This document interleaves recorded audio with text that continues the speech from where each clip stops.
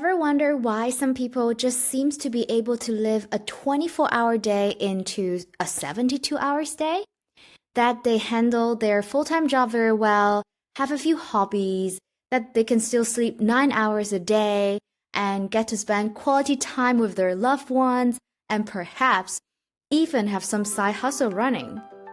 If you're looking to become a more productive person and fully unleash your potential, this podcast is for you.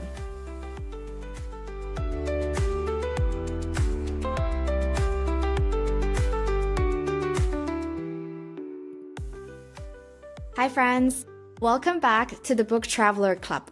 I'm your host, Vicky. I have always admired people who are super duper productive, who seems to have never-ending energy, who can switch between projects and roles they play and absolutely enjoy the process. Most importantly, the outcomes they produce are also very visible.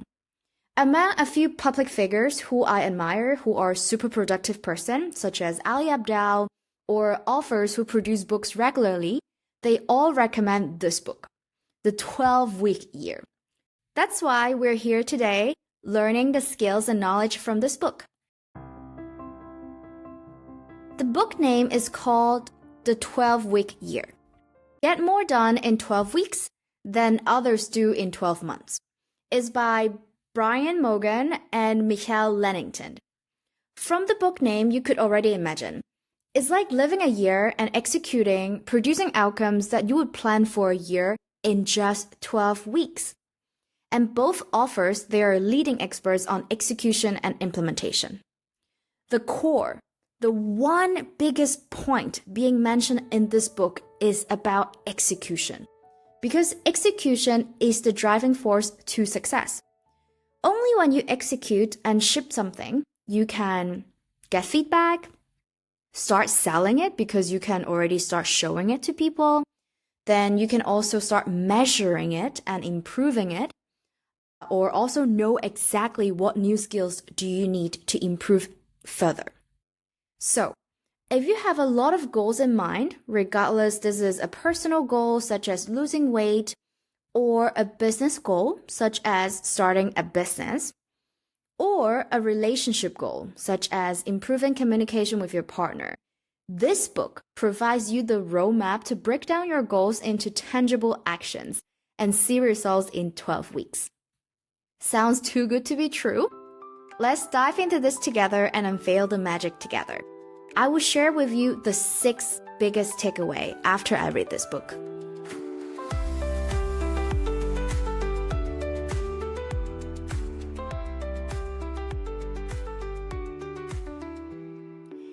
Takeaway number 1. Execution is the differentiator, really. Let me ask you, what do you think is the number 1 factor holding you back from living the life you want? For example, getting a promotion at work and ask for a 30% salary increase. Or starting the cookies business that you have always wanted to do. Or to learn something completely new like computer science or tango. All right, give you 3 seconds to think. What are the factors holding you back?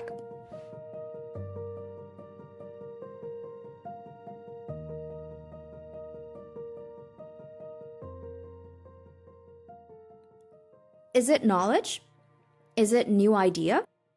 Or is it you don't have network with, great people? Or is it hard work? Or is it your intelligence?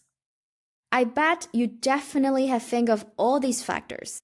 Indeed, these factors do play a role, but the number 1 and the only factor that matters, mentioned in this book, is execution. Execution is the differentiator. All great ideas are worthless unless they are implemented. Academia evaluates the amount of papers a professor publishes. Business world cares about the sales you make. Or in tech world, we care about the lines of code a developer writes. It is all boiling down about execution.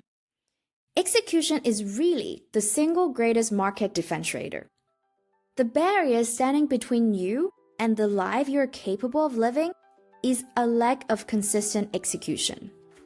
If you think about that, most people know how to get back in shape, right? They just don't do it. They know that it's about controlling or having a good diet, going to the gym every day, etc. It's not a knowledge problem, but this is an execution problem. So, if you acknowledge and agree execution is the greatest market differentiator, now we can go into the journey of all the frameworks and results-proven approaches in this book. That would make sure after this podcast you will get some tangible takeaways to enable you to execute.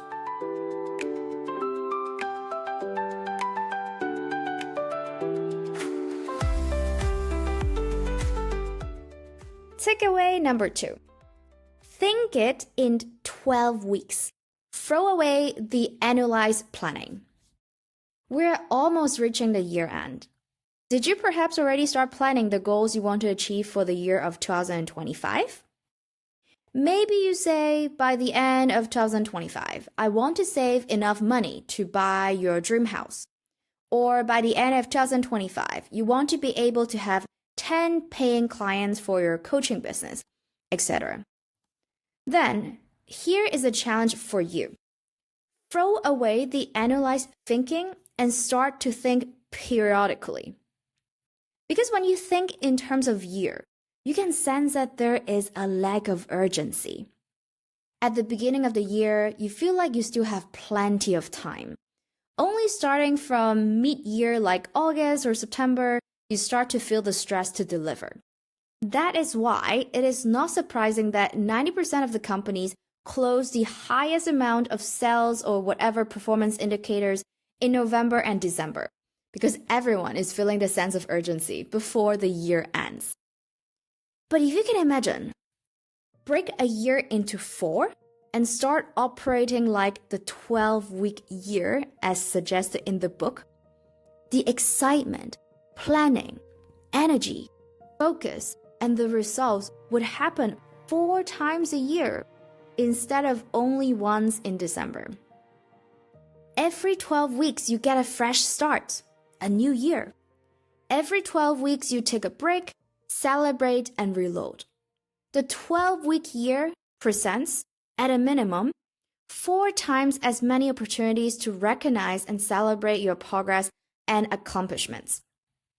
Stop thinking in terms of year. Instead, focus on shorter time frames.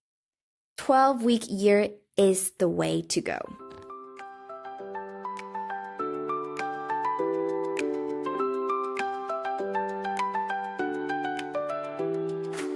Okay, so now it's 5 minutes in, you know that execution is the key and you know 12-week year is the way to go. Then you might ask, what's next? What do we do? Here, let's go into takeaway number 3. You have to want it enough. Let's take a moment and I invite you to think. If you could fully tap into your potential, what might be different for you? What does it take to be your best, to be the greatest version of yourself? And if there are no limitations, what kind of life would you be living?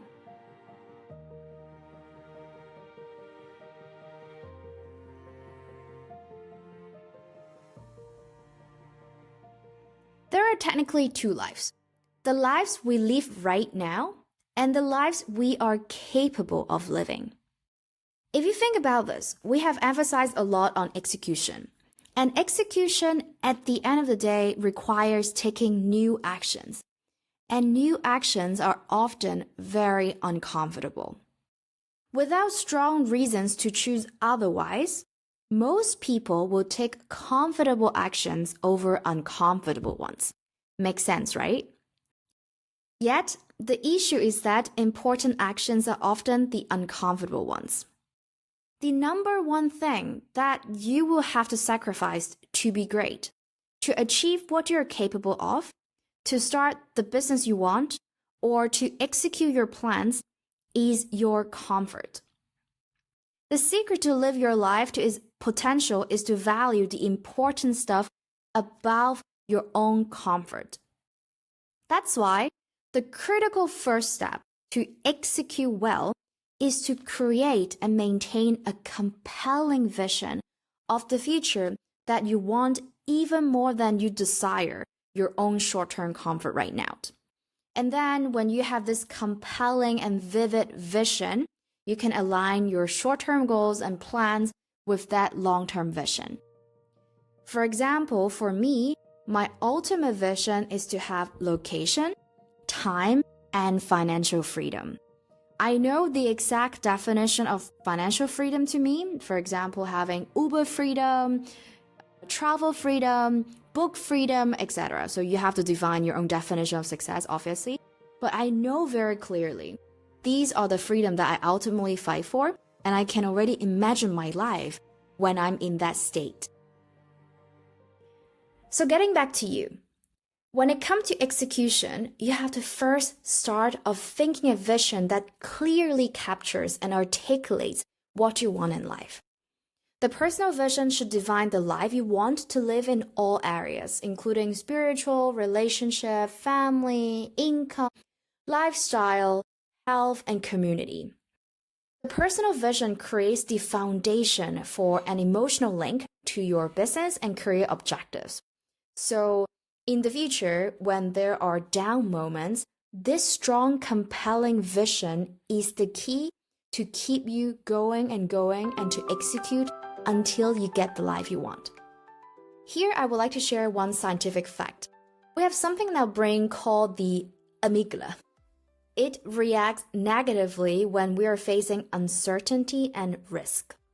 So when you start to envision a future that stretches your comfort zone and is significantly bigger and bolder than what you currently do, these amygdala tries to shut you down. That's why every time when you try to do something, your brain just tells you to do something otherwise because it wants you to stay in this comfort zone.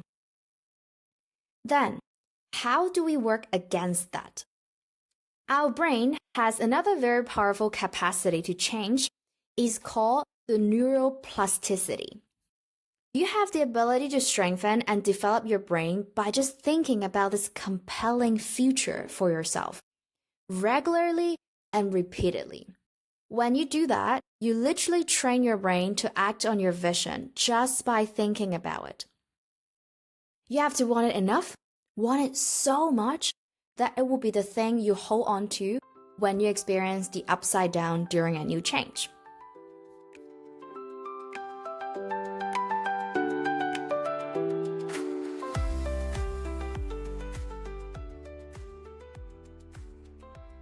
So now you know execution is key.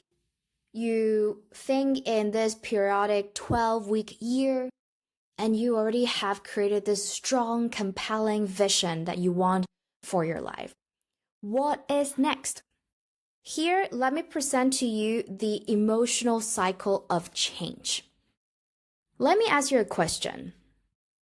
I bet you have ever started something new, like a project, a goal, or a life change, and feel like you were riding an emotional roller coaster.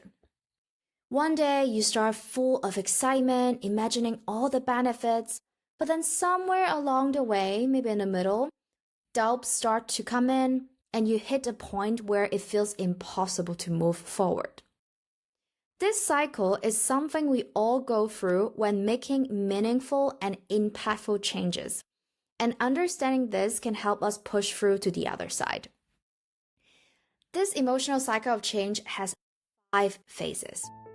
The phase 1 is called uninformed optimism. This is the honeymoon stage. You're full of energy, brainstorming ideas, and strategizing your dream outcomes. The possibilities feel endless because you haven't yet faced any of the challenges. Then you go into phase 2, which is called informed pessimism. The reality sets in. The benefits of the change don't feel as immediate, and the cost of your efforts start to show. You are sacrificing your comfort, you're spending a lot of time doing this, and you might start thinking, is this even worth it? Then we are into phase 3, is called the Valley of Despair. This is literally the hardest stage. The benefits seem so far away, and the pain of change feels overwhelming. You have been doing this every day, for example, this diet plan, or doing this 50 kg weightlifting, and the pain is just massive. Many people quit here, and they start rationalizing that their old way of doing things, it just wasn't too bad. But this is where having a compelling vision makes all the difference. Imagine if your vision is strong enough that you can imagine yourself wearing that beautiful skirt for your summer party. Or, as I said, the financial or location freedom that I envision. This is where all this vision is going to hold you, and that you're able to still show up every day when you're in this valley of despair. Phase 4, informed optimism. Finally, in this phase, you see progress. Your actions start to create some fruits, and the effort doesn't feel as hard anymore. Your new habits become routine. The key here is do not stop. Momentum is everything. Phase 5, success and fulfillment. This is the payoff. The benefits of your new behaviors are fully realized, and the struggles that once seemed extremely daunting and horrible are now just memories. Each time you go through and complete this cycle, you grow stronger, building both your capacity and confidence for future challenges. So let me repeat to you again these 5 phases. Uninformed optimism, to informed pessimism, to the valley of despair, then to informed optimism, and finally to success and fulfillment. I hope that you hang in there long enough to go into phase 5 with your strong, compelling vision.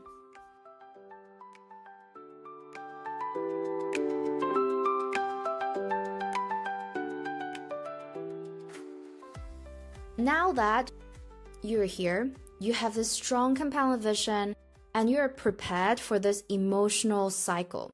The next step we want to go back is execution.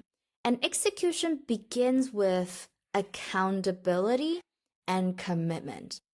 These 2 elements transform good intentions into lasting results. Accountability is the realization that everything you do is a choice. It's about owning your actions, results, and the consequences they bring. When you embrace accountability, you stop looking outside yourself for change. Like you don't wait for others, or you don't wait for the society, you don't wait for your boss. Whereas you start taking responsibility for what is within your control, your mindset and actions. This mindset shift is extremely empowering because when you take accountability, failures become opportunities to learn, and you move from being a victim of circumstances to a creator of possibilities. A victim mindset is, always blaming others or the circumstances for outcomes, or feels powerless and trapped, thinking, if I would have that, or if someone would give me that, or if the society would give me that, then I can start doing blah, blah, blah. So that is a victim mindset because you're looking for changes from the outside world. And when you have this accountable mindset, you focus on what can be controlled, which are your thoughts, actions, and responses. You start seeing challenges as growth opportunities.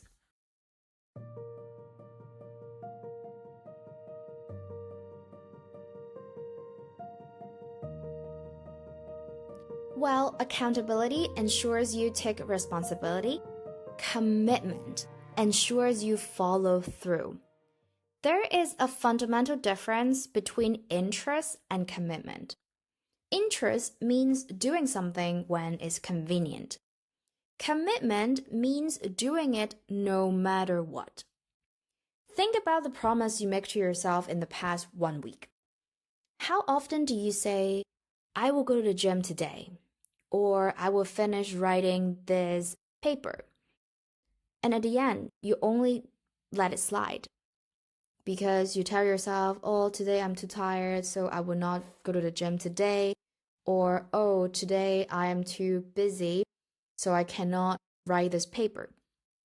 Each broken promise you made to yourself, it actually will take away your self-confidence and self-discipline.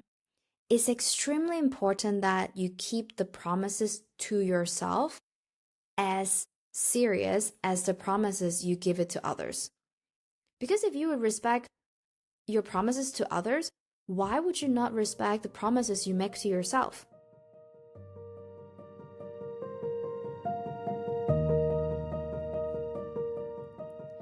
Take yourself seriously.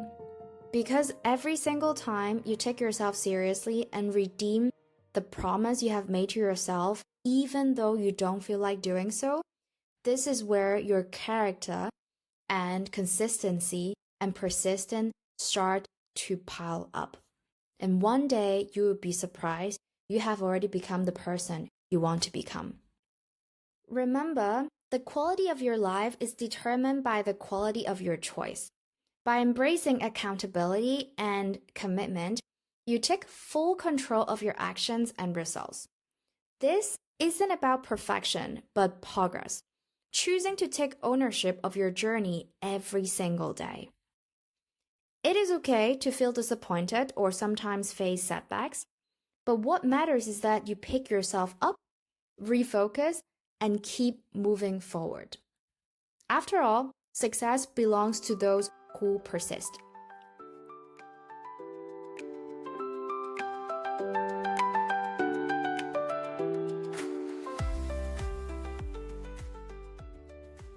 Welcome to the last point of the day, making a plan and start taking action. First of all, there are two ways that you can do things: reactively or proactively. Reactively is responding to whatever comes your way, so emails, calls, interruptions. Proactively is focusing on what truly matters and planning for your goals. So as we said, for 12-week year, we do not set annual goals, we break them down into focused, time-bound periods. This method helps you achieve results faster by combining long-term vision with daily actions. Some tips for effective planning that is mentioned in the book is write specific, measurable, and time-bound goals. Break them into weekly or even daily actions. Build habits that align with your vision. Track your progress regularly. So, for example, I have this 12-week year, and let's say by the end of this 12-week year, I would like to have a website that is up and running. So then for week 1 and 2, maybe I would set very specific goal. For week 1 is to do competitive analysis of 10 blogs that I truly admire and identify the areas of learnings. And week 2, I would basically start to research on some website builder and compare pricing and see which one would I go for. Week 3, I would like to start with writing down the structure and skeletons of the website, what are the elements that I would need to include, etc., etc. So you have a very big goal that you want to achieve by the end of this 12-week year. And with that, you break every single week into one measurable outcome. So try this out and apply this to your life starting from today. Having a plan would really help to ensure you focus on what truly matters and avoid distractions.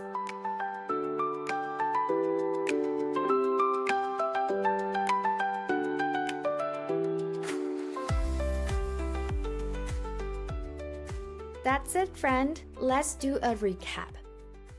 Execution is key.